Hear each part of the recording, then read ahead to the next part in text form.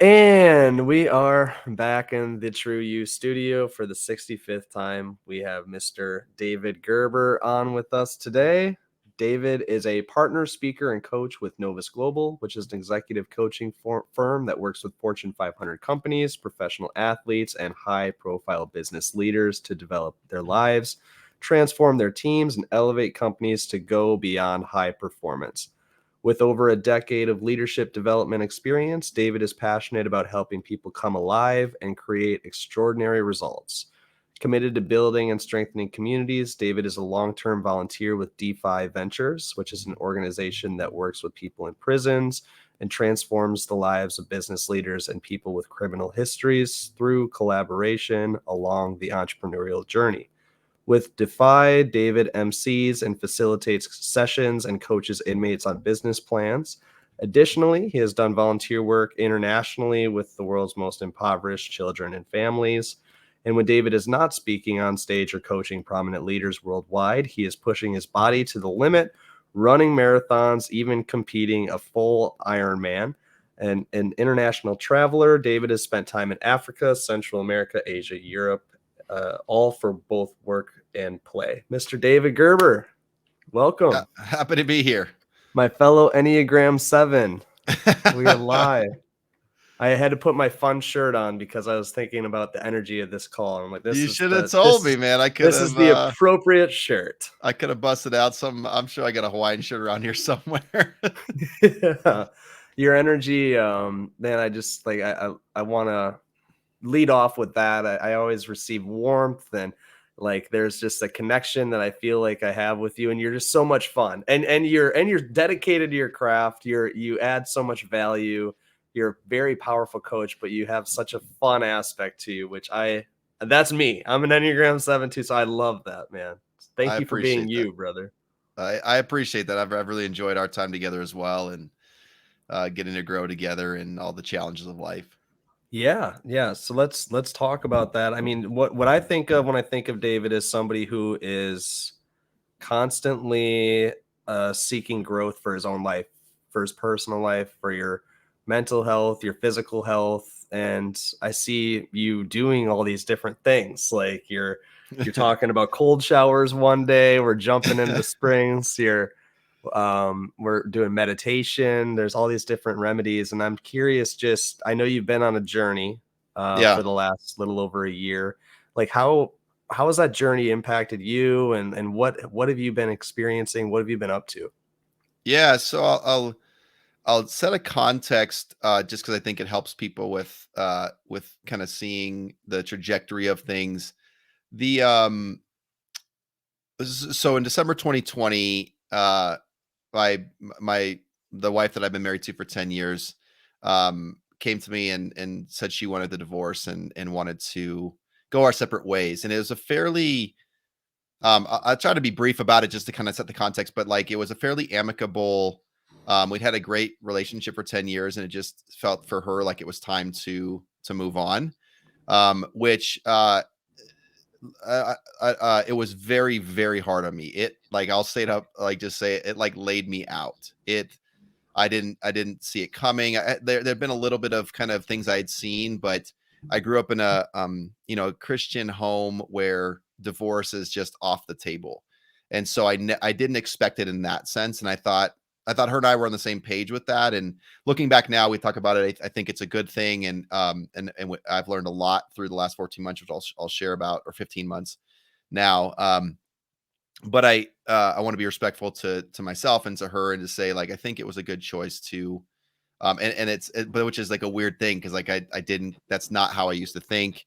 And so it's a really been a challenging season, from not only having a relationship. What I would say now is, rather than looking at it and calling it a failed marriage, I look at it and call it, we had a great relationship for 10 years, and that's now complete.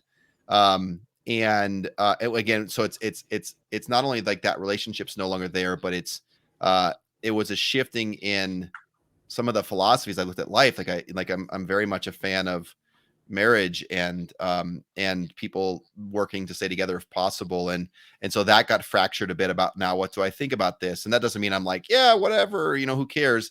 But it is it's just challenging shifting, or if you will, deconstructing of different philosophies. And I don't still necessarily know what I think about it, except to say that was the reality I was in, right? Was like, at that Yeah. point, my ex-wife she was like, I'm out.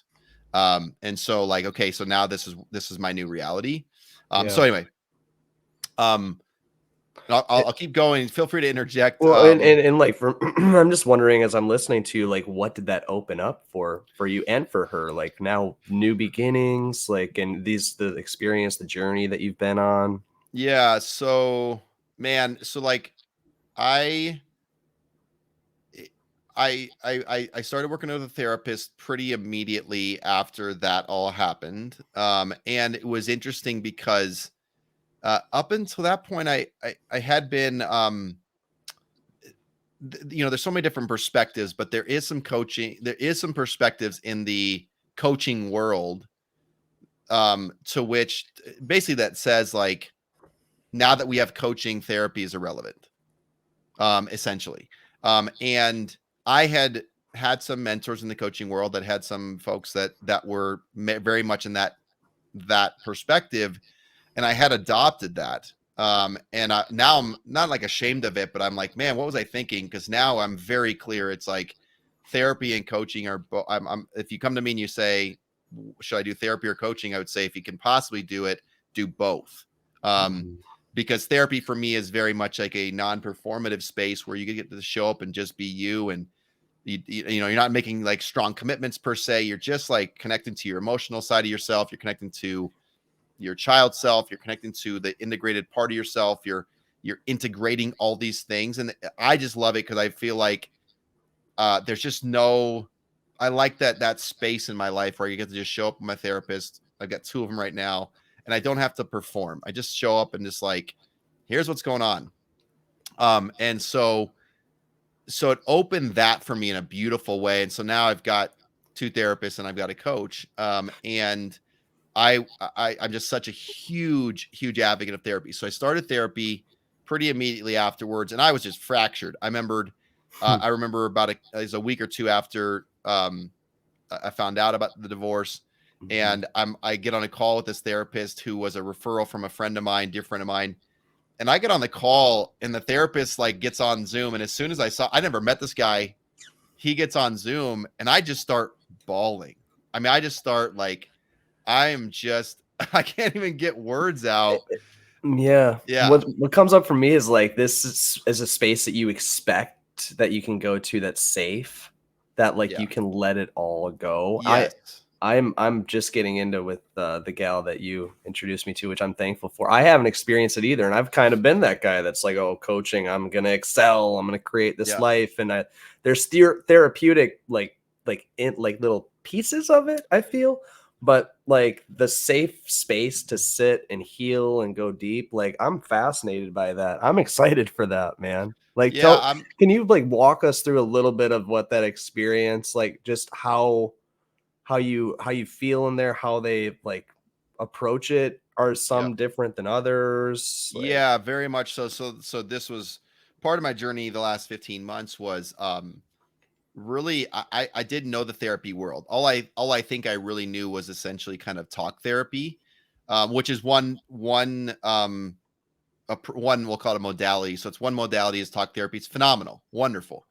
I'll kind of go through the list of all the things I've done, and then we'll tap into some of them. So um, I've done talk therapy, I've done breath work therapy, and specifically in that vein, I've done. I highly recommend. There's a book called The Presence Process, and it's a book where you read the first half, which explains the process, and then the second half is a week by week thing where you do a breathing practice 15 minutes every morning and every night for 10 weeks. I've done 2 rounds of that. And I'm going to take a break for 3 weeks and then do another round of 10 weeks. And I can't recommend that enough. So if you're looking to explore even just what's funny is breath work has so many modalities. So I won't go into the depths of that, but so I did talk therapy, breath work. I've done, what's called somatic body work, which is where it's more of a hands-on. So it's a manual therapy, less of it, less of like a talk therapy. So like the guy I worked with was a guy in Sedona, Arizona, and he actually like massages your body and kind of looks for where things might be stuck in your body. Phenomenal guy. His name is let me say the names of some of these people, because if you want to reach out to them. So um the talk therapist was a guy named Derek Morgan. The breathwork gal in Sedona was, her name is Michelle Peterson. I'm happy to share, we can put links to all their Yeah. websites in the show notes. The somatic body worker was a guy named Jacob Massey, Massey. Phenomenal. I also worked with an acupuncturist and a traditional Chinese medicine person in Sedona. His name is Adam DeViro. I really liked him. Now I'm working with I feel like I'm missing one in there. Oh yeah, so I'm working with a guy named Ted Ryder, who is who works with John Wineland's work. So again, we put all these links in there. Yeah. And then recently I'm working with a gal named Sienna Wand, who is a trauma informed holistic coach. And so anyway, so I I've love done all all. those things, and then like Ethan mentioned, I've done. I still work out vigorously, because for me, working out is a huge thing. So doing things like deadlifts and lunges and like lifting heavy weights from the ground has been like, it's funny. Like I'm gonna do some deadlifts this afternoon, and I don't go crazy on it, but I do heavy, and like I'll do 6 rounds of 10, which is advice from a guy named Andrew Huberman, who has an amazing podcast called the Huberman Lab Podcast. And he recommends that. And almost every time, still to this day, if I go do 6 rounds of 10 heavy deadlifts, I'll actually have like an emotional release afterwards. It's an Wow. interesting thing. And so I'll get on the Peloton, I'll do the ice baths, I'll do kind of I love the. everything to move energy or move emotion in my body. So let me pause there. Go ahead. Oh yeah, no, I'm soaking it all in. I love it. And like there's a couple of questions that come up for me in this. And the first one is like, how do I know which one's best for me in Yeah. therapy? Yep. So part of it is, so for me, I didn't know. It was experimental. So what was interesting was I was on a trip with some good friends in Sedona, um, and there was we rented an Airbnb. So I was with Jason and Amanda Jagger, their brother and sister, and then her 2 boys. It was so much fun. So we rented a house on Airbnb, and so then I was like, oh, let me look at, so Airbnb does these experiences now, right? So I look up Airbnb experiences, and I've done some equine therapy in the past, which is therapy that involves interacting with horses, and you can go research that. But I freaking love it. It's one of my favorite things. It's a whole other thing Wow, I've done, right? So that's um, fascinating. so I see this equine therapy experience on Airbnb experiences, like fantastic. I was like, this sounds great. So that's how I met Michelle Peterson, who was an I feel like she was an angel in my life last year. Because I randomly met her in May. I went back and forth on whether I was going to go see her. But I finally just booked it. We had a pre-call, and it was one of those things again. It was May. So it'd been about 5 or 6 months since the divorce started. So I was still in a pretty fragile place. And I remember I Mhm. showed up there. I'm with her. I'm petting the horses, and she asked how I'm doing. I just break down. I was just on the edge every time. And she just really connected with me. And so we started out doing horse therapy, and then she told me about this breath therapy. I was like, well, tell me about this. I'd never heard of this. So I started doing that. Then she connected Yeah. me with Jacob Massey, who did the body work stuff. And then she also connected me with Adam DeViro, who did the acupuncture and some other kind of stuff around masculinity. So for me, I'm not like one of those. I'm not as much one of those people who's just like, oh, like, follow what shows up kind of things. But that's sort of what happened. I mean, I get it. Just it was wild how, and even Michelle even connected me with John Wineland's work, and then that's how I got connected to Ted Ryder. And so to answer your question more poignantly, um, I would say experiment with it and also ask around with people, right? So Mm, like ask people what different modalities they've done and what works. I'm sure you could Google it, but like, so right now I'm working with somebody who's trauma informed, because I realized that I had what I understand to be called now developmental trauma in my life. So mm, like, which is different than, I think it's called, I hope I'm not botching this, but I think it's called acute trauma, where okay. acute trauma, I think, is more, again, I might be botching that word, but like developmental trauma is like little traumas that happen more throughout your life. It's kind of systemic, Okay. versus like the other trauma, I think it's acute trauma, but it's like where something significant happened to you. Gotcha. Like a really traumatic event, typically. Mm. And that might be more than one, but like, so I realized I had this developmental trauma that I'm very much in the middle of right now. And so and I honestly think more people have developmental trauma than they realize. And I didn't, number one, I didn't know what it was till 3-4 months ago. And so when I reached out and was talking with Sienna, I was, she was explaining to me what that was. And I was like, huh. Cause I knew I didn't have some significant traumatic event happen in my life, Hmm. where my life was ever at stake, or, anything like that. Right.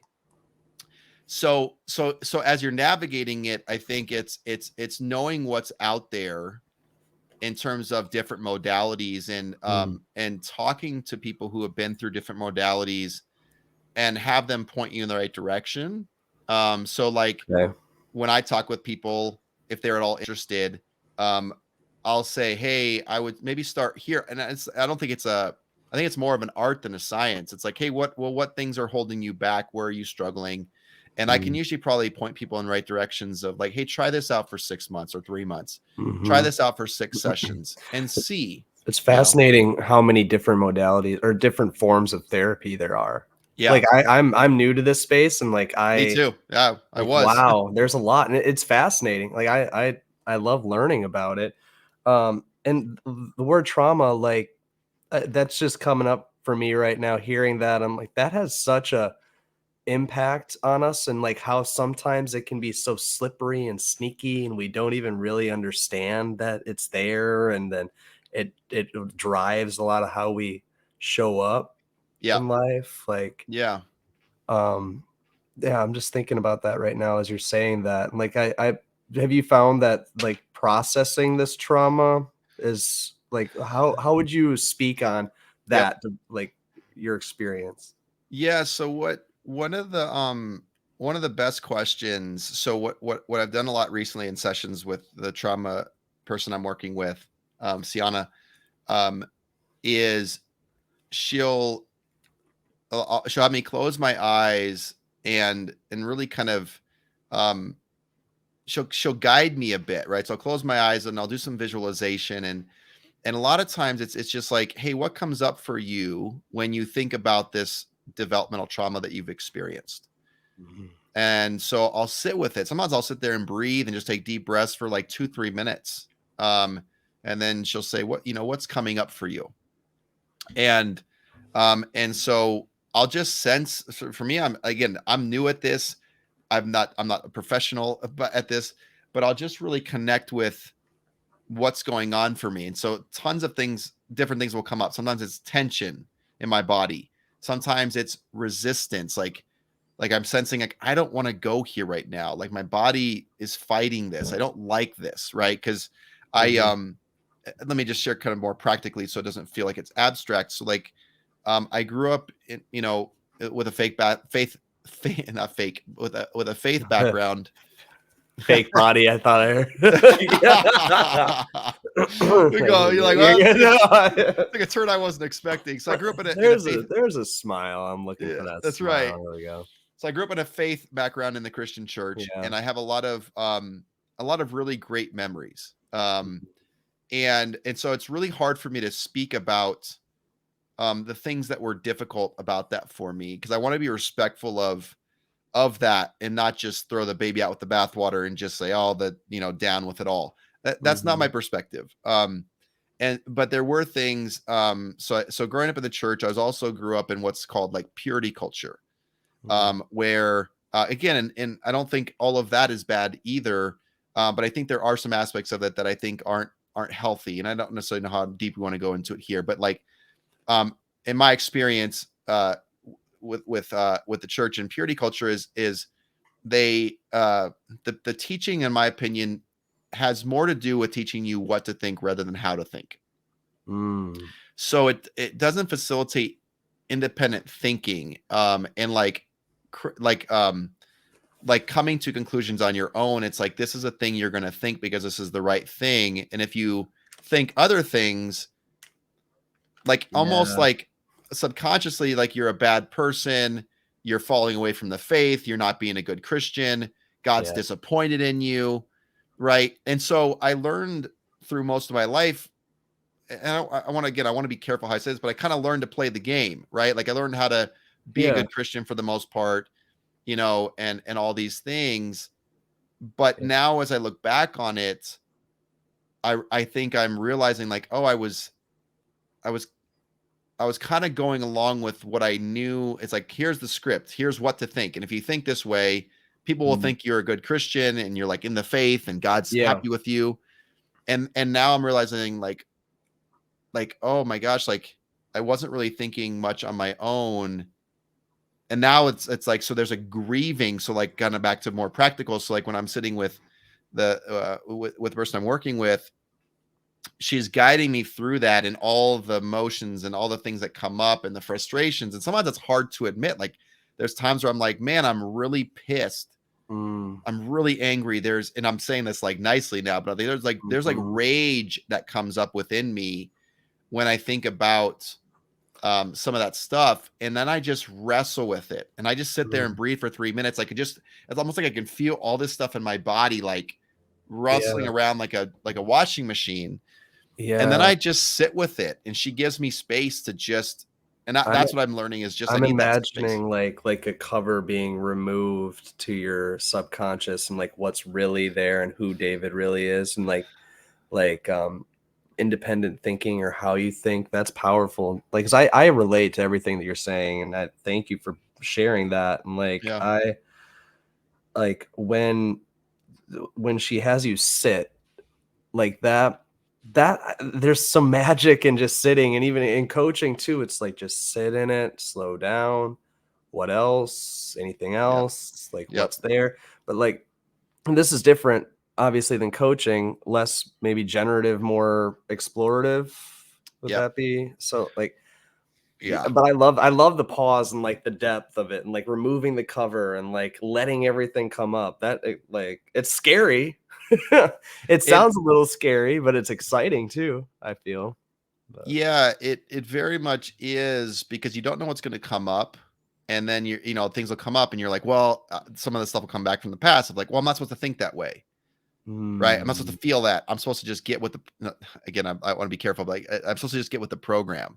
Right. I know yeah. the program, just play the program. But then there's something that in me that says like, that's not the right way either. Right. And so like, that's what I'm mostly wrestling with. And for me, it'd be a lot easier to just kind of go back with what all the things I learned rather than to Mhm. actually go into the depths of like wrestling with this stuff. And So like yeah. going back to all the things that you've learned to me is like leaving the job undone. Like it's Yeah. like that like I'm making peace with where it's at, which maybe not always is bad, but if there's like a tension or hanging on to something, like I feel like well why, like let's explore deeper, you know? Yep. No. Yep. Yeah. But I would say like if people listening to this, it's like, it's not for the faint of heart. Like, Mm, and in some ways I did not seek this out. Like like it came to me almost in some ways, if you will.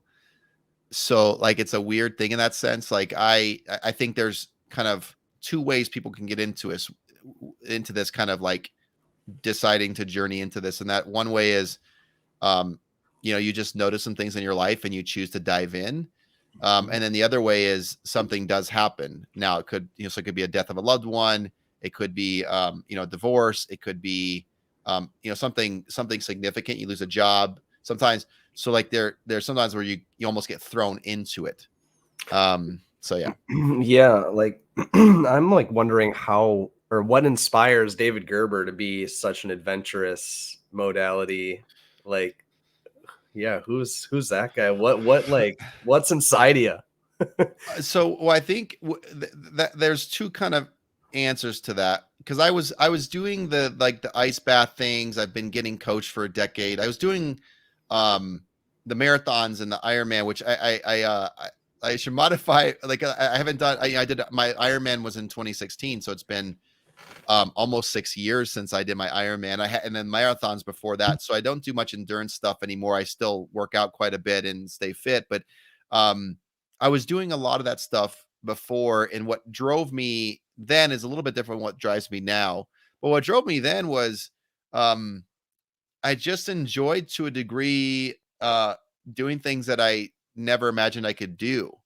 And so I was a guy who could, in high school, I played baseball, and I think everybody knows baseball players aren't necessarily, known for their, being in shape like maybe a basketball or soccer player, right? They're chewing tobacco on the Yeah, sideline. right. And I could have fun with that and everything. Yeah. But I still remember we'd go on this 1.2 mile run around this park where we played. There's a field inside the park and we played, but we'd run this 1.2 mile loop. And I just remember it being like horrible. And then if we got in trouble as a team, which we did often, we'd have to run 2 loops, which was like 2.4 miles, right? And it was like, wow. oh my gosh, right? And so then you can imagine the first time a friend asked me about running a half marathon, I was like, that's a little bit more than 2.4 miles, because it's It's a lot more than 13.1. that. I was like, absolutely not. And then, but I tend to get talked into things. And so I went for it and did some training, whatever. And I still remember the day after I did the half marathon, my brain was like, man, that was pretty cool. I've never done that. I never thought I could ever do it. I wasn't particularly in great shape, the years before that. So I was like, I wonder if I could do a full marathon. And so then I go and I find this trail marathon, which is harder than a regular marathon, but way more fun for me. I'm so glad I did. I don't like street races anymore because there's just too many people. Trail marathon was awesome. It was like 200 people running out in the woods forever. I didn't hardly see anybody else on my run. It was awesome. And then that led to things. So it was there's such a euphoric feeling. I remember when I crossed the finish line at the trail marathon, I literally broke down and started crying. I was just like, I never thought I would do anything like that. And you get the feeling like I'm an emotional guy, right? So like I just enjoyed that. And people with merit, when I did the Ironman, same thing happened, which is more common because it's such a huge feat for people. So I've always just been intrigued. The ice baths was like a thing that was like nuts. I remember hearing about it, especially the cold showers. A friend of mine told me about it, and I was just like, this is nuts. And then I built up to a place where I could easily, like, and I don't mean this to be weird, but it's like you can build up to it, and I could easily do a 3, 5, 10-minute ice cold shower in Denver, Colorado in the middle of winter. So the water's probably cranking out at 48 to 50 degrees ish, and then I've done the ice baths where you can actually get the temperature down into the 30s. And it was just always like a fun thing to, and now that I've studied some of the depths of it, where it's like, it's actually good to put your body in uncomfortable positions because we've gotten to be so comfortable as a society where, really it's like your whole day can be fairly comfortable, right? You get from a comfortable bed to a hot shower to, you got comfortable carpet on the floor to a comfortable couch to a comfortable chair.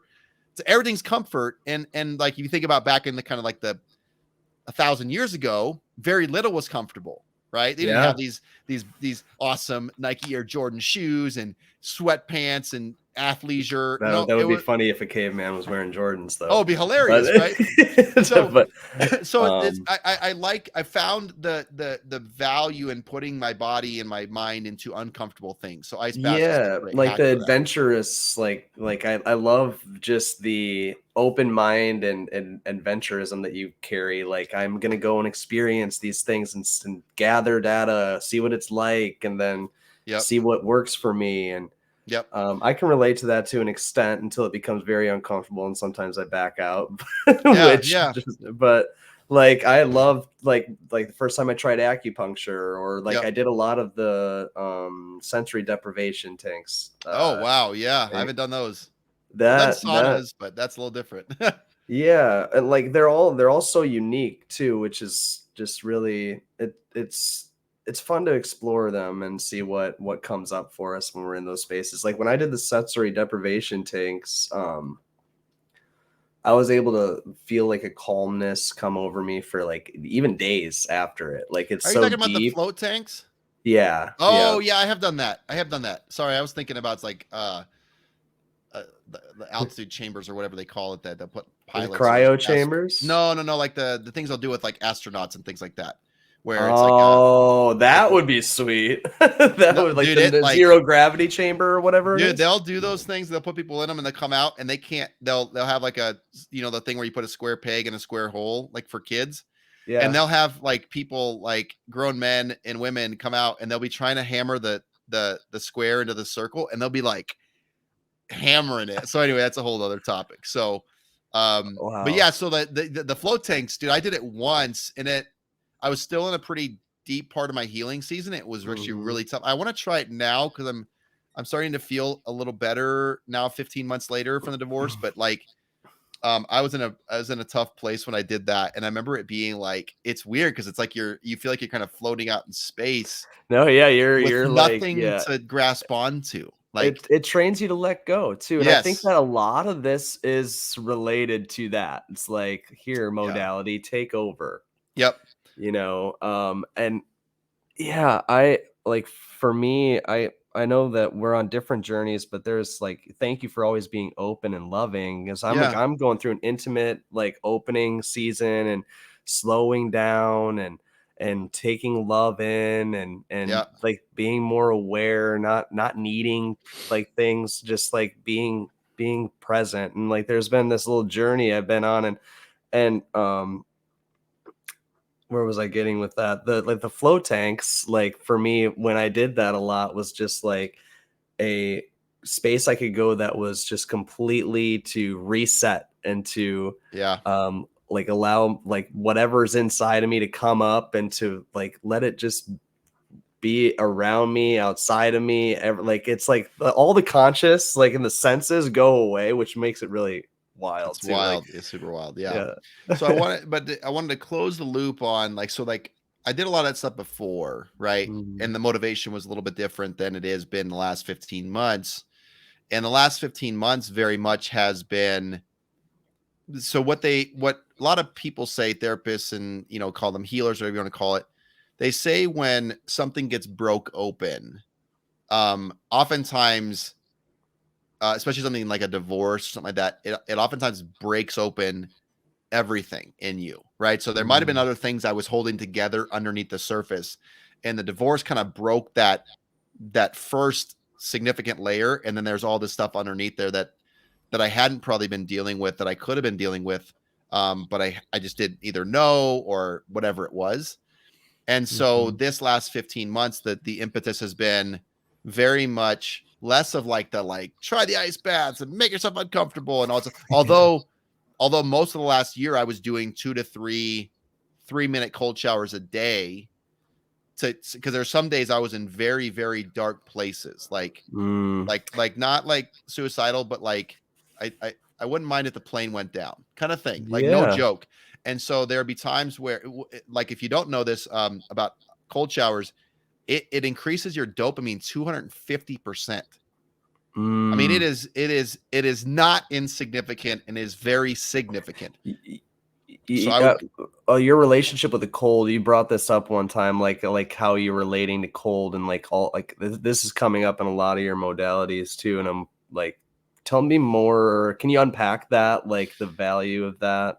Yeah, so and people you can do like there's so much research being done on it now, and if you are interested, there's a guy named Wim Hof, Wimhof, who has kind of pioneered the recent surge in this. And there's so much research about it, but like the dopamine one is huge. I mean, it's anti-inflammatory. There's dopamine rush. There's uh it's like putting yourself in uncomfortable situations. It's really good for your skin, like all these things. And so like people can Hmm. research that. And I hopefully I'm not misquoting anything, but like go research it. There's tons of studies that have been done on it now. Even to the point of like Andrew Huberman, again, who does a ton of science. He's like, you want to do about 11 minutes a week, broken into 3 or 4 different segments of cold exposure, right? Where it's uncomfortable, but not like unbelievably awful, right? Kind of thing. So it stresses you a bit. Oh, and then like if you get to a point where you're shivering, it actually like dramatically increases your metabolism. And it pushes your body into a good stressful situation where it recovers from it, and it's just good. It's just good for Wow. so many things. So again, don't take my word for it. I'm not a doctor. Go do your own research, whatever it is. But like when I was in those really, really dark places, Yeah. a 3-minute cold shower at about 50 degrees would give me like 3 to 4 hours of like, I feel okay. And then I might dip again. And so I'd go and so I'd go do another 3-minute cold shower. And so I was doing 2 to 3 a Wow. day. Just because uh I didn't know what I that's how dark it was. And I'd never been in that kind of place in my life. Maybe once when I was in my early 20s, had a depression season for like 8 to 10 weeks. But like this was different. This was like a very, very dark place. And the cold showers would bring me back for 3 to 4 hours. And so if you haven't ever tried that, and I know it sounds absurd, but you can learn how to do it. And there's all kinds of tutorials online on how to build up to that. I don't recommend going and do 3 minutes right away. Yeah. Do 15 seconds for a week every day, do 30 seconds after that, build up to it. And you can, but again, talk to your doctor. But again, so like the major impetus before the divorce and then after, the impetus of the after was very much on, I want to heal. I want to heal Mm-hmm. from the divorce. I want to heal from, um, like just stuff in my life, right? Mm-hmm. Not that anybody was malicious, but there's just a lot of stuff you go through, and you've got to Mm-hmm. heal from it and grieve it and sit with it and Mm. process it, things like that. So that was very much because I wanted very much want to be a very holistic person Yeah. who can love other people without any obstacles in my way. Mm-hmm. And the best I can understand it is like all the stuff that we haven't addressed in our own life, it prevents us from loving others well. And I wanted, Wow, that's powerful. yeah, and I really want to be able to love people well, and like I'd love to be the Yeah. person who they write books about for how I loved, but not just because like, oh, he loved well, but like, how did he do that? How has And this yeah. supported your coaching journey? Well, funny enough is I'm pretty open with my clients because the coaching space for me is a very sacred relationship. Mm-hmm. And Same. so I've shared with most of my clients about the journey, Mm-hmm. and it's kind of a weird thing, right? Because as a coach, I'm like, oh, I should have it together. My marriage shouldn't be ending, all these things. So as there's a part of me is like, gosh, I don't want to share this. But then I Yeah. said the health that I'm going to share with people. And so I just tell them like, hey, this is what I'm going through.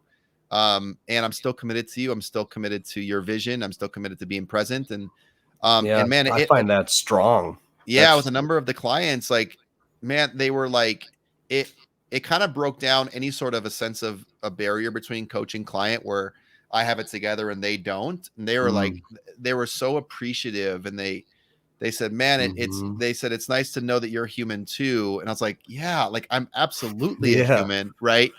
Yeah. But when it's like a relationship that's set up typically where it's like, I'm coaching, they're the client, Yeah. right. It's like, People that's look the at you a spaces. certain way by default. Yeah. That's what the space is for. And so I even like when I would tell most of my clients, I would tell them on a separate call. It wasn't a part of their coaching call. It was, hey, Mm, can we grab 15, 20 minutes? I want to just update you on some things. yeah. And so that I got to share that with them outside of the coaching space. And I'm wondering too, like how did and that's amazing, by the way, like how people just open, like when they see you be vulnerable and honest, like there's just this trust level and like Yeah. willingness to lean in that just is insane. Yeah. And I don't think a lot of coaches are willing to do that. Yeah.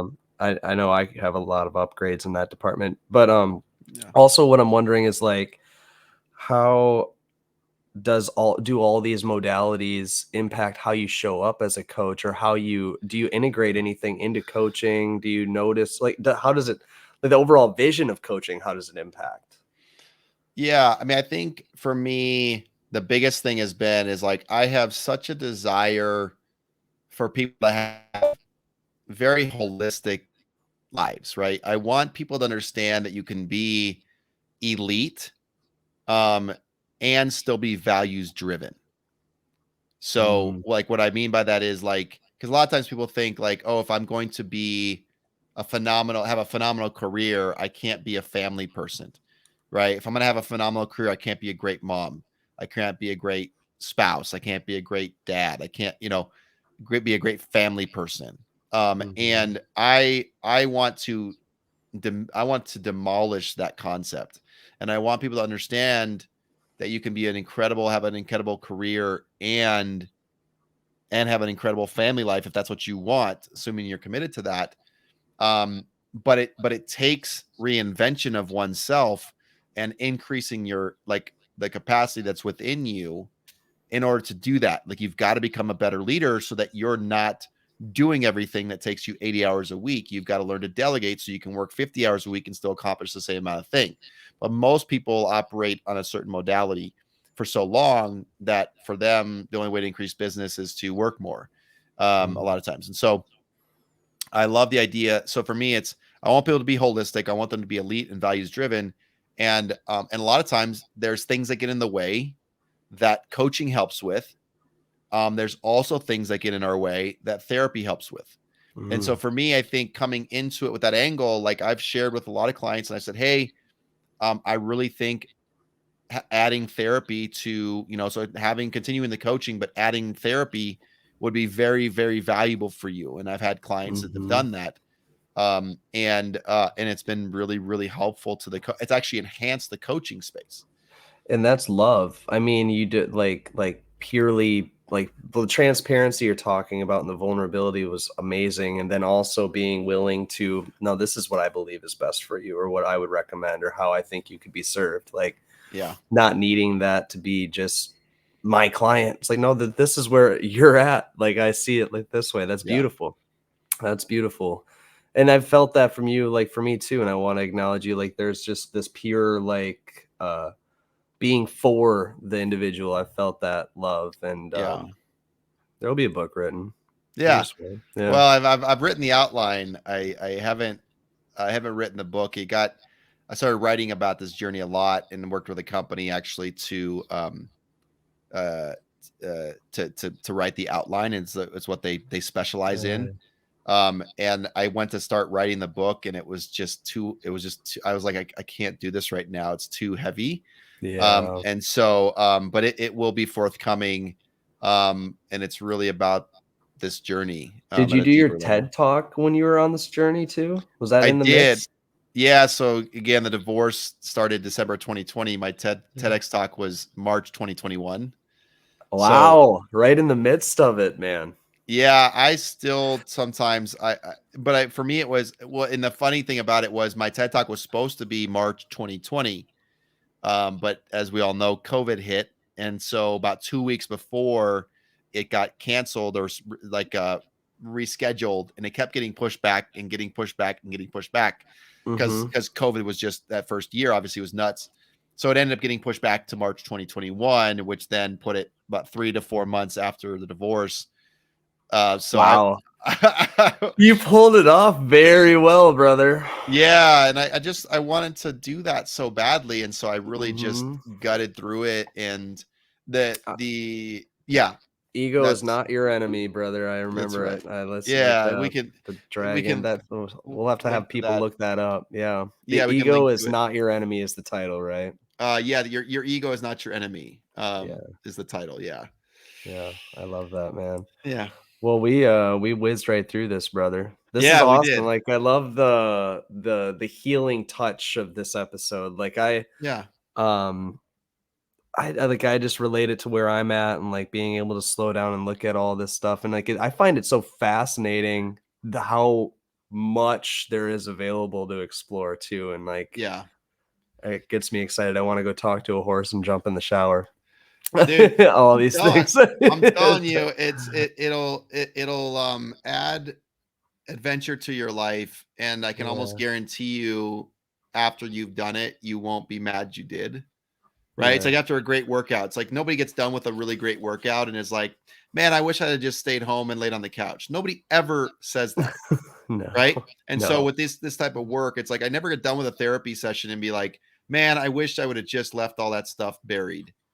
yeah, yeah. Again, maybe that's happened, The and so I don't courage want to to speak for step other people. into it, man. Yeah, yeah. So that'd be my encouragement. And Ethan, let's make sure we link to everything I mentioned here, I because I will. want people to be able to explore it themselves. And And then if people do want to ask, me, hopefully I don't get a barrage of too much stuff, but like I'm happy to like point people in the right direction. Yeah. And Where share can my people journey. find you? Like your handles? Yeah, Yeah. so Instagram is just at David Gerber. So that's my Instagram handle. You can find me on Facebook, or you can email me. My email though is David A. Gerber. So there's an A between my first and last name. David Mm, A. Gerber at gmail.com. I'm happy to kind of point people in the right direction if that's helpful. Um, that's probably the best ways. My website's davidagerber.com as well. So, awesome. and then you can find my TED Talk if you just search for it, or we'll put the link in the show notes. Thank you for all the fun, all the love that you bring You bet. to this world, brother. There's one last little thing we always Uh-oh. ask people. Yeah, yeah, yeah, Oh yeah. no. Yeah. Oh Am I no. ready? Am I ready for this? Yeah. A general message, whatever's on your heart, whatever's speaking to you for the TRU-U audience that you'd like to leave them with. Man,